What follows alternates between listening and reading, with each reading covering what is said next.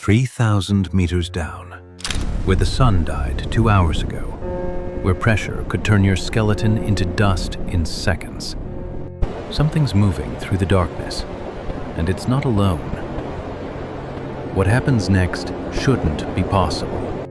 This is the story of Earth's most mysterious apex predator, an animal with a brain 6 times larger than yours, a creature that speaks in codes we still can't crack, and a hunter that's been perfecting its craft for 15 million years, longer than humans have even existed.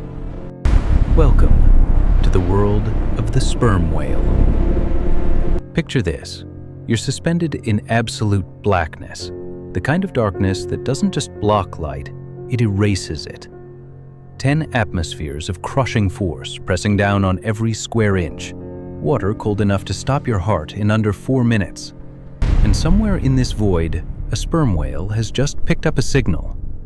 Its heart slowing down, from 60 beats per minute at the surface down to 10. The whale's shutting off everything non-critical. Blood flow redirected. Only the brain and hunting muscles get oxygen now. It's been holding its breath for 43 minutes. And then it fires.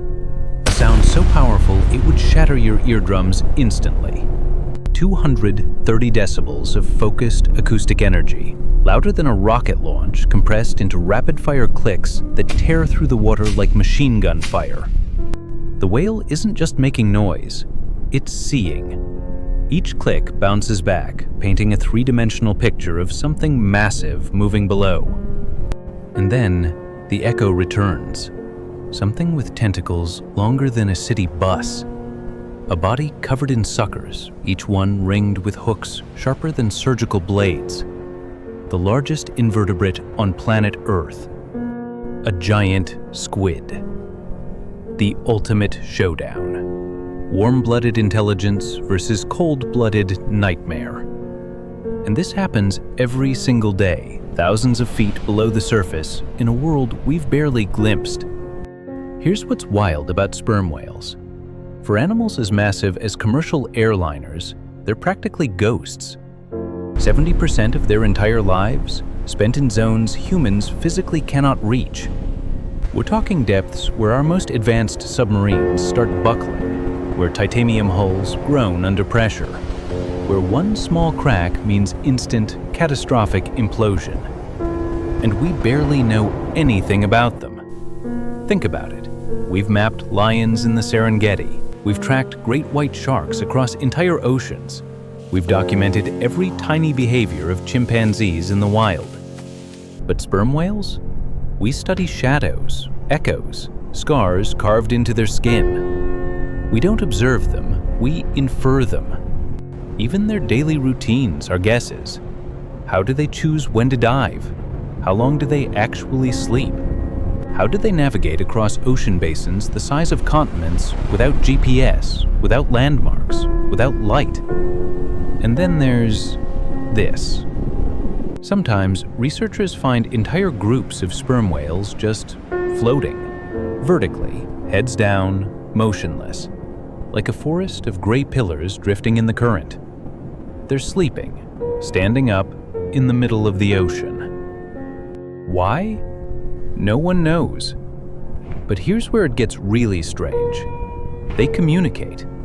Not with simple calls like dolphins or humpbacks.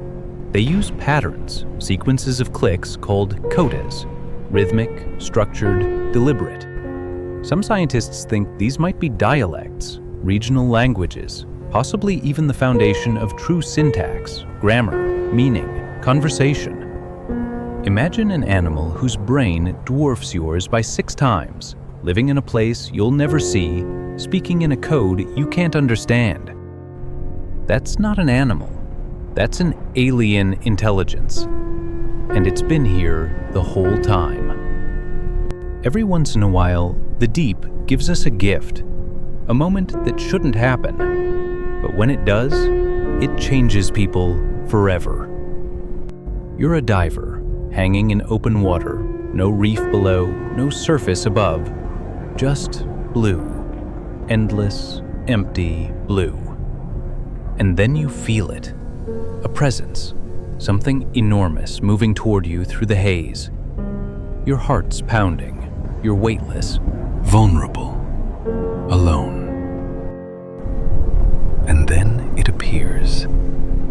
A sperm whale, 50 tons, 60 feet long, close enough to touch. The clicks start, softer than you'd expect, rhythmic, deliberate. The whale's scanning you, not just your outline, inside you, your lungs, your ribs, your heartbeat, building a full internal map of what you are. And then it just hovers there, watching. Sometimes they tilt, adjusting their angle to read the echoes better. Sometimes they circle slowly, clicking in patterns that sound almost conversational. And in rare moments that leave people shaking, crying, changed, they respond. These aren't accidents, these are interactions.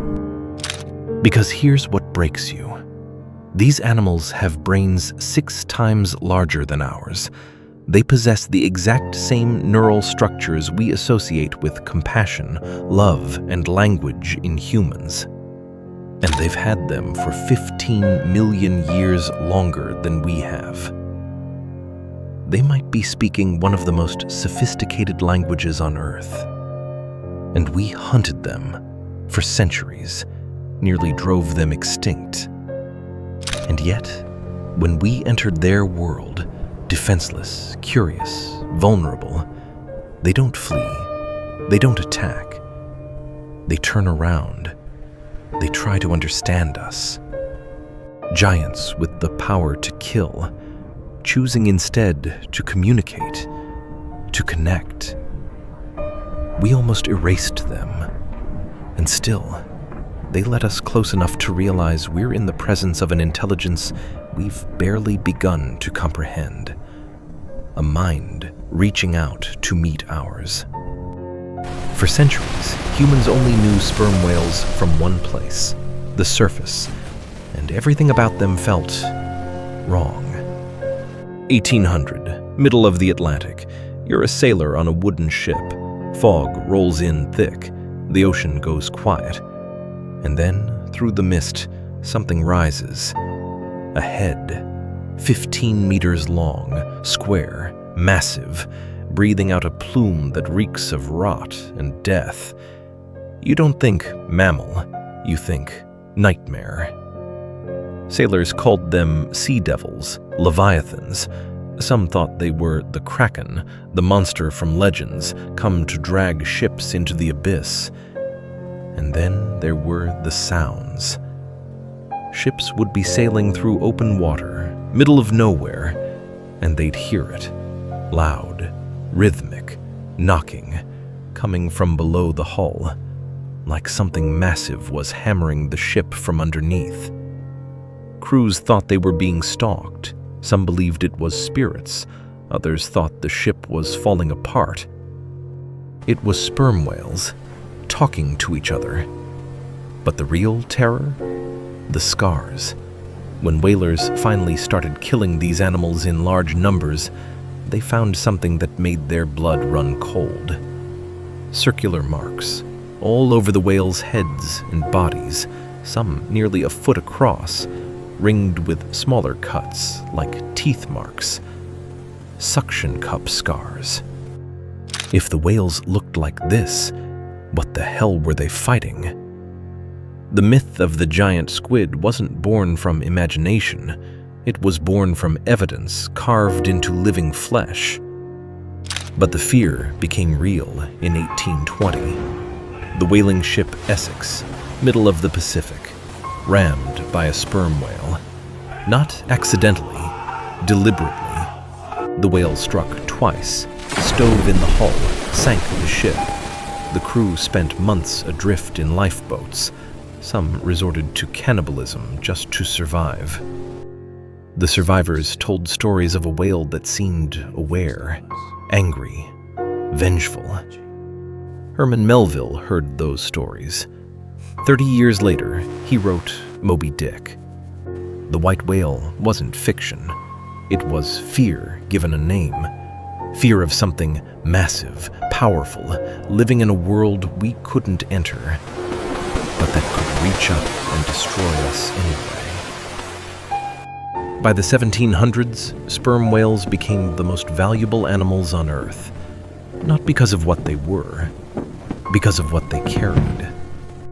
Inside that massive head, packed into the spermaceti organ, was oil, clear, odorless, unlike anything else in nature. It didn't smoke when it burned, didn't freeze in winter, lubricated machinery better than anything humans had ever discovered, and it lit lamps brighter and cleaner than any other fuel. Spermaceti oil powered the Industrial Revolution. It lit entire cities, kept factory machines running. It was liquid gold. And so, the hunt began. Whaling ships left New England ports, traveling across entire oceans, months at sea, sometimes years, crews scanning the horizon every single day, looking for that telltale blow. The moment they spotted one, the chase started. Small boats launched, harpoons ready, rowing toward animals the size of buses. Whales thrashing in agony, the ocean turning red, their blows turning from breath to blood spray. And the sounds they made, low, mournful, calls that carried for miles underwater. Panic sounds, distress calls to the rest of the pod. Other whales heard them, and they learned. Sperm whale pods started fleeing at the sight of ships. Mothers positioned themselves between boats and their calves. Some fought back, smashing boats with their tails, dragging crews underwater. But they couldn't fight harpoons. They couldn't outrun steam engines. By the mid-1800s, the oceans were full of whaling fleets. American, British, Dutch, Japanese, all hunting the same animal, driving populations toward collapse.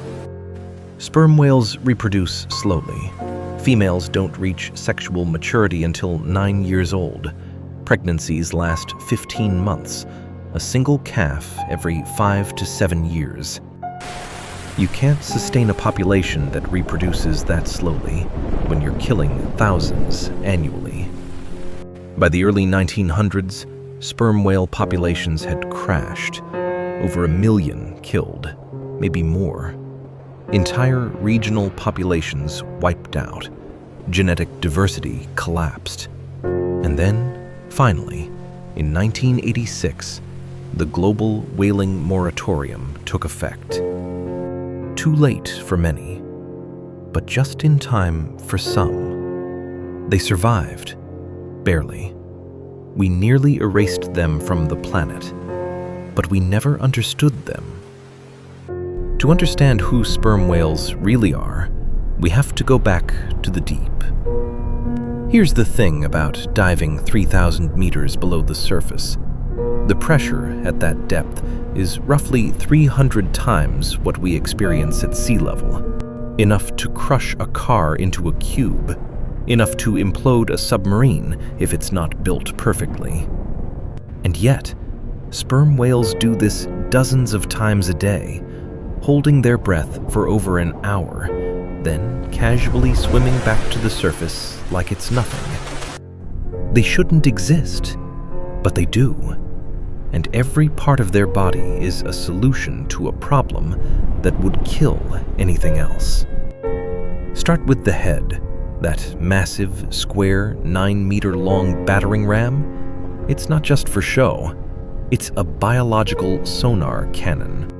Inside is the spermaceti organ, filled with up to a ton of waxy oil. Sound originates deep in the whale's nasal passages, travels through this oil, which focuses it like an acoustic lens, then fires forward in a directional beam. The result? Clicks registering at 230 decibels. A jet engine at full throttle? 140 decibels. We're talking about sound energy thousands of times more intense. loud enough that divers report feeling the clicks pass through their chest like a physical punch. Now look at the body. Sperm whales don't just hold their breath, they actively collapse their lungs during descent. This prevents nitrogen from dissolving into their blood, the same process that gives human divers the bends. Their ribs? Flexible, bending inward under pressure instead of snapping. Their blood? Hemoglobin concentrations far higher than ours, binding oxygen more efficiently. And their muscles? Packed with myoglobin, a protein that stores oxygen directly in tissue. So much of it. Their flesh is almost black. When the whale dives, it's not just relying on air in its lungs.